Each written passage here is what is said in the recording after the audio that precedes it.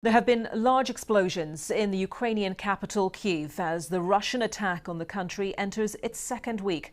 BBC correspondents say the blasts could be heard from 2 stories underground in their bunker.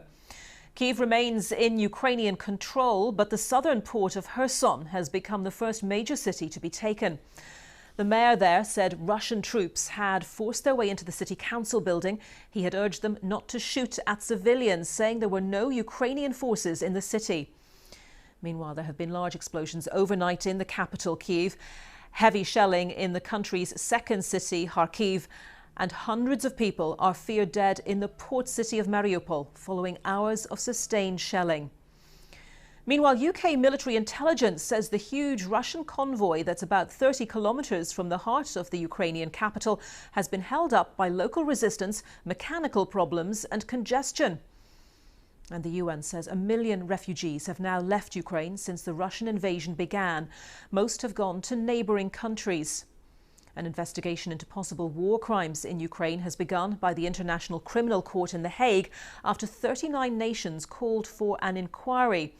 And the International Paralympic Committee has said Russian and Belarusian athletes will be banned from the Winter Paralympics, which start in Beijing on Friday. Let's begin this hour by taking an overview of the current situation in Ukraine. Here's a look at a map. There are still conflicting reports from sources on the ground in this conflict, but so far these areas in red are those which are largely controlled by Russian forces. We'll have more analysis in a moment, but first, Mark Lobel with this update. Another act of aggression caught on camera in the capital, Kyiv, at the end of a live broadcast. What the hell was that? CBS's Charlie Daggeter describing the moment as 2 of the largest explosions he'd ever experienced. The blasts reportedly went off in the city centre and close to a metro station at around 2 in the morning. They came hours after Russian forces took the strategic port city of Kherson. The mayor of the first major city to fall said he was visited by armed visitors. He simply asked them not to shoot people. The Russians plan to set up a military administration there. Anyone staying must abide by a daily curfew and only walk outside alone.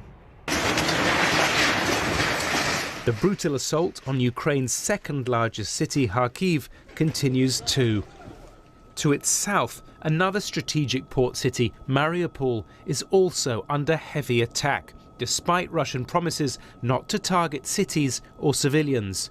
Its mayor says the Russians are intent on destroying them. Unfortunately, critical infrastructure has been damaged again. We are without light again. We are without water again. We continue to remain without heat. Northeast of the capital, the Russian military pays a visit to the mayor of Konotop, one holding a grenade aloft in a tense encounter with residents. Their ultimatum, passed on by the mayor to residents, is surrender or face being fired upon from afar. Most appear to want to fight on. In a video message released on Wednesday night from an undisclosed location, Ukraine's president urges all Ukrainians to resist the Russian occupation.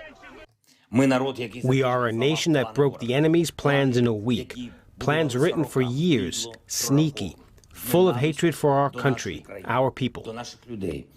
At times, Russia's faced embarrassment, whether it's a multi-million-dollar Russian anti-aircraft system towed away by farmers,